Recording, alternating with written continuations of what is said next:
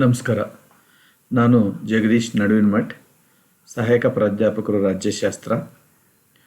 ಪ್ರೀತಿಯ ವಿದ್ಯಾರ್ಥಿಗಳೇ, ಬೆಂಗಳೂರು ವಿಶ್ವವಿದ್ಯಾಲಯದ ರಾಜ್ಯಶಾಸ್ತ್ರ ವಿಷಯದ ಮೊದಲನೇ BA ವರ್ಷದ ವಿದ್ಯಾರ್ಥಿಗಳಿಗೆ ರಾಜ್ಯಶಾಸ್ತ್ರದ ಮೂಲಭೂತ ಪರಿಕಲ್ಪನೆಗಳು ಎನ್ನುವ ಶೀರ್ಷಿಕೆ ಅಡಿಯಲ್ಲಿ ನಾನು ವಿಡಿಯೋ ಉಪನ್ಯಾಸ ಮಾಲಿಕೆಯ ವಿಚಾರಗಳನ್ನು ಪ್ರಸ್ತುತಪಡಿಸ್ತಾ ಇದ್ದೀನಿ. ಪ್ರೀತಿಯ ವಿದ್ಯಾರ್ಥಿಗಳೇ, 2ನೇ ಅಧ್ಯಾಯದಲ್ಲಿ ಬರುವಂಥ ರಾಜ್ಯ ಎಂದರೇನು, ರಾಜ್ಯದ ಉದ್ದೇಶಗಳೇನಿದೆ, ರಾಜ್ಯದ ಮೌಲ್ಯಗಳೇನಿದೆ, ರಾಜ್ಯದ ಆದರ್ಶಗಳೇನಿದೆ, ಇವೆಲ್ಲ ಅಂಶಗಳನ್ನು ಈಗ ತಿಳ್ಕೊಳ್ತಾ ಹೋಗಿದ್ದೇವೆ. ಈಗ ಈ ಹಂತದಲ್ಲಿ ಬಹುಮುಖ್ಯವಾಗಿ ಹಲವಾರು ಕಲ್ಪನೆಗಳ ವಿಚಾರಗಳನ್ನು ನಾವು ಈ ಒಂದು ಶೀರ್ಷಿಕೆಯಲ್ಲಿ ಅಧ್ಯಯನ ಮಾಡ್ತಾ ಹೋಗ್ತೀವಿ. ಈ ಹಂತದಲ್ಲಿ ಬಹುಶಃ ರಾಜ್ಯದ ಒಂದು ಪರಿಕಲ್ಪನೆಗಳಲ್ಲಿ ಈ ಅಧ್ಯಾಯವನ್ನು ಅಧ್ಯಯನ ಮಾಡೋದರಿಂದ ಯಾವ ಉದ್ದೇಶಗಳನ್ನು ಈಡೇರಿಸ್ಕೊಳ್ಳೋದಕ್ಕೆ ಸಾಧ್ಯವಾಗುತ್ತೆ ಅಂತಕ್ಕಂಥ ಒಂದು ಮೌಲ್ಯಗಳನ್ನು ಈ ಒಂದು ಹಂತದಲ್ಲಿ ನಾವು ತಿಳ್ಕೊಳ್ತಕ್ಕಂಥ ಅವಕಾಶಗಳು ನಮಗೆ ಸಿಗ್ತಾ ಇದೆ. This session students are going to understand the components of civil society. Is very important in present scenario. The components of civil society is one of the important aspects of the political science or state. ಹಾಗಾಗಿ ಈ ಹಂತವು ವಿದ್ಯಾರ್ಥಿಗಳಿಗೆ ನಾಗರಿಕ ಸಮಾಜದ ಘಟಕಗಳು ಯಾವುವು, ಅವುಗಳ ಒಂದು ಪ್ರಭಾವ ಎಷ್ಟಿದೆ, ಅವುಗಳಿಂದ ರಾಜ್ಯಶಾಸ್ತ್ರದ ವಿದ್ಯಾರ್ಥಿಗಳಿಗೆ ಏನೆಲ್ಲ ಉಪಯೋಗಗಳಿದೆ ಎನ್ನುವಂಥ ಪ್ರಮುಖ ವಿಚಾರಗಳನ್ನು ತಿಳಿದುಕೊಳ್ಳುವಂಥ ಅವಕಾಶಗಳು ಈ ಹಂತದಲ್ಲಿ ವಿದ್ಯಾರ್ಥಿ ಸಮೂಹಕ್ಕೆ ಸಿಗುತ್ತೆ. ಹಾಗಾಗಿ ಈ ಒಂದು ಹಂತದಿಂದ ವಿದ್ಯಾರ್ಥಿಗಳು ನಾಗರಿಕ ಸಮಾಜದ ಘಟಕಗಳ ಬಗ್ಗೆ ಸಮಗ್ರವಾಗಿ ಅಧ್ಯಯನ ಮಾಡಿ ಆ ಘಟಕಗಳಲ್ಲಿರ್ತಕ್ಕಂಥ ಒಂದು ಸಾಧಕ ಬಾಧಕಗಳನ್ನು ಗುರುತಿಸಿಕೊಂಡು ನಮ್ಮ ನಾಗರಿಕ ಸಮಾಜದ ಬೆಳವಣಿಗೆಯಲ್ಲಿ ಘಟಕಗಳ ಪಾತ್ರ ಯಾವ ರೀತಿ ಅನ್ನೋದನ್ನು ತಿಳ್ಕೊಳ್ಳೋದಕ್ಕೆ ವಿದ್ಯಾರ್ಥಿಗಳಿಗೆ ಬಹಳ ಸಹಾಯಕವಾಗ್ತಕ್ಕಂಥ ಒಂದು ಹಂತ ಇದು. ಈ ಘಟಕಗಳಿಂದ ಮಾನವ ಸಮಾಜದ ಮೇಲೆ, ಮಾನವೀಯ ಮೌಲ್ಯಗಳ ಮೇಲೆ ಸಾಕಷ್ಟು ಪರಿಣಾಮ ಬೀರತಕ್ಕಂಥ ಒಂದು ಘಟಕಗಳು ಈ ಸಮಾಜದಲ್ಲಿ ಇರುತ್ತೆ.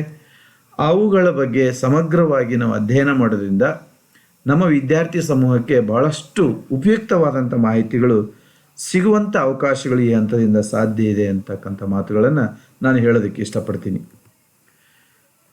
ಪ್ರೀತಿಯ ವಿದ್ಯಾರ್ಥಿಗಳೇ, ಈ ರಾಜ್ಯ ಮತ್ತು ಸಮಾಜ ಅನ್ನುವಂಥ ವ್ಯವಸ್ಥೆಯಲ್ಲಿ ನಾಗರಿಕ ಸಮಾಜದ ಘಟಕಗಳು ಭಾಳ ಉಪಯುಕ್ತವಾದಂಥ ಒಂದು ಘಟಕಗಳನ್ನು ನಾವು ಗುರುತಿಸ್ಬೋದು.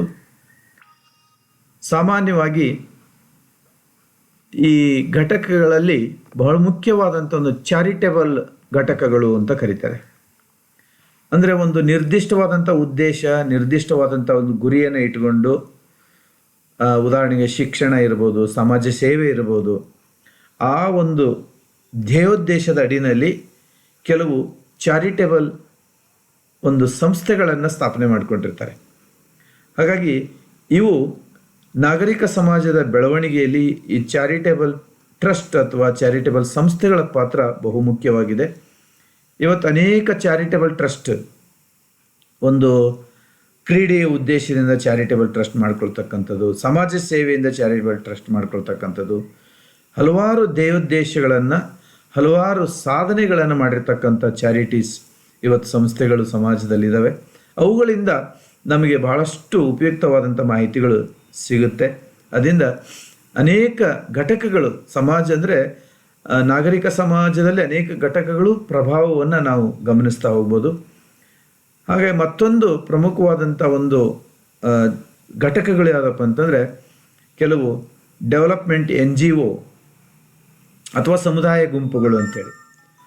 ನಾನ್ government organization is one of the important organizations ಅಂಥೇಳಿ.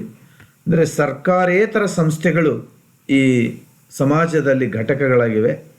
ಅವು ಉಪಯುಕ್ತವಾದಂಥ ಒಂದು ಕಾರ್ಯಯೋಜನೆಗಳನ್ನು ಹೊಂದಿವೆ ಮತ್ತು ಸಮಾಜಮುಖಿಯಾಗಿ ಬಹಳಷ್ಟು ಕಾರ್ಯಗಳನ್ನು ಜಾರಿಗೆ ತರ್ತಾ ಇದ್ದಾವೆ. ಶಿಕ್ಷಣ, ವಿಜ್ಞಾನ, ಸಾಹಿತ್ಯ ಎಲ್ಲ ಕ್ಷೇತ್ರಗಳಲ್ಲಿ ಈ ರೀತಿಯಾದಂಥ ಒಂದು ಬೆಳವಣಿಗೆ ಆ ಸಮುದಾಯದ ಗುಂಪುಗಳು ಬಹಳಷ್ಟು ಉಪಯುಕ್ತವಾದಂಥ ಒಂದು ಗುಂಪುಗಳನ್ನು ನಾವು ಅಧ್ಯಯನ ಮಾಡ್ಬೋದು. ಇವುಗಳು ಕೂಡ ಪಾತ್ರನೂ ಕೂಡ ಬಹಳ ಮುಖ್ಯವಾಗಿದೆ. ಹಾಗೆ ಮಹಿಳಾ ಸಂಸ್ಥೆಗಳು, women's organisation is one of the kinds of the charitable trust are ಒಂದು ಕಾಂಪೊನೆಂಟ್ಸ್ ಆಫ್ ಸಿವಿಲ್ ಸೊಸೈಟಿ. ಹಾಗೆ ಮಹಿಳಾ ಸಂಸ್ಥೆಗಳು, ಮಹಿಳೆಯರು ತಮ್ಮ ಜವಾಬ್ದಾರಿಗಳು, ತಮ್ಮ ಹಿತಾಸಕ್ತಿಯನ್ನು ಕಾಪಾಡ್ತಕ್ಕಂಥ ವುಮೆನ್ಸ್ ಆರ್ಗನೈಸೇಷನ್ನ ಮಾಡ್ಕೊಳ್ತಕ್ಕಂಥದ್ದು, ರಾಜಕೀಯವಾಗಿ, ಸಾಮಾಜಿಕವಾಗಿ, ಶೈಕ್ಷಣಿಕವಾಗಿ ಅನೇಕ ಮಹಿಳಾ ಸಂಸ್ಥೆಗಳು ಇವತ್ತು ಸಮಾಜದಲ್ಲಿ ಕಾರ್ಯನಿರ್ವಹಿಸ್ತಕ್ಕಂಥ ಒಂದು, ಮತ್ತು ಇತ್ತೀಚಿನ ಒಂದು ನಾಗರಿಕ ಸಮಾಜದ ವ್ಯವಸ್ಥೆಯಲ್ಲಿ ಕೆಲವು ಸ್ತ್ರೀ ಶಕ್ತಿ ಸಂಘಗಳು ಕೂಡ ಬಹಳಷ್ಟು, ಅಂದರೆ ಉಳಿತಾಯ ಮಾಡೋದರಿಂದ ಹಿಡಿದು ಸಮಾಜ ಸೇವೆ ಮಾಡೋದರಿಂದ ಹಿಡಿದು ಕೆಲವು ನಿರ್ದಿಷ್ಟವಾದಂಥ ಕಾರ್ಯಯೋಜನೆಗಳನ್ನು ಜಾರಿಗೆ ತರ್ತಕ್ಕಂಥ ನಿಟ್ಟಿನಲ್ಲಿ ಈ ಘಟಕಗಳು ಬಹು ಮುಖ್ಯವಾದಂಥ ಪಾತ್ರವನ್ನು ನಿರ್ವಹಿಸಿದೆ. ಮತ್ತು ನಂಬಿಕೆ ಆಧಾರಿತವಾದಂಥ ಸಂಸ್ಥೆಗಳು, ಫೇತ್ ಬೇಸ್ಡ್ ಆರ್ಗನೈಸೇಷನ್ಸ್ ಅಂತ ಒಂದಿಷ್ಟು ಸಂಸ್ಥೆಗಳು ಇದೆ. ಅಂದರೆ ಒಂದು ನಂಬಿಕೆಯನ್ನು ಹೊಂದಿ ರಚಿತವಾದಂಥ ಸಂಸ್ಥೆಗಳು, ಅಂದರೆ ಮನುಷ್ಯನ ಜೀವನ ಪರಸ್ಪರವಾಗಿ ನಂಬಿಕೆ ಮೇಲೆ ನಿರ್ಧಾರ ಆಗ್ತಕ್ಕಂಥ, ನಂಬಿಕೆ ಮೇಲೆ ಹೋಗ್ತಕ್ಕಂಥ ಒಂದು ವ್ಯವಸ್ಥೆ ಇದೆ. ಹಾಗಾಗಿ ನಂಬಿಕೆ ಆಧಾರಿತ ಸಂಸ್ಥೆಗಳಿದೆ. ಮತ್ತು ಕೆಲವು ಆಧಾರಿತವಾದಂಥ ವೃತ್ತಿಪರವಾದಂಥ ಸಂಘಗಳಿದೆ. ವೃತ್ತಿಪರ ಸಂಘಗಳಂದರೆ ಕೆಲವು ನಿರ್ದಿಷ್ಟವಾದಂಥ ಕೆಲಸ ಅಥವಾ ನಿರ್ದಿಷ್ಟವಾದಂಥ ವೃತ್ತಿ ಮಾಡತಕ್ಕಂಥ, ಈಗ ಬೆರಳಚ್ಚುಗಾರರ ಸಂಘಗಳು, ಆಮೇಲೆ ಚರ್ಮ ಹದ ಮಾಡತಕ್ಕಂಥ ಸಂಘಗಳು, ಆಮೇಲೆ ಈಗ ಸವಿತಾ ಸಮಾಜದ ಸಂಘಗಳು, ಆಮೇಲೆ ಕಾರ್ಪೆಂಟರ್ ಸಂಘಗಳು, ಈ ರೀತಿಯಾದಂಥ ವೃತ್ತಿಪರ ಸಂಘಗಳು ಕೂಡ ಸಮಾಜದಲ್ಲಿ ಒಂದು ನಾಗರಿಕ ಸಮಾಜದ ಪ್ರಮುಖ ಘಟಕಗಳಾಗಿದೆ.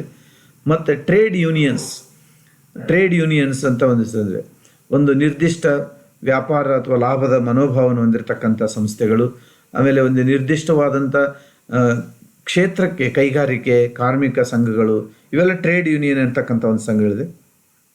ಮತ್ತು ಸಾಮಾಜಿಕ ಚಳುವಳಿಗಳು, ಈಗ ರೈತ ಚಳುವಳಿಗಳು, ಆಮೇಲೆ ವಿಮೋಚನಾ ಚಳುವಳಿಗಳು ಕೂಡ ಒಂದು ನಾಗರಿಕ ಸಮಾಜದ ಪ್ರಮುಖ ಘಟಕಗಳಾಗಿವೆ.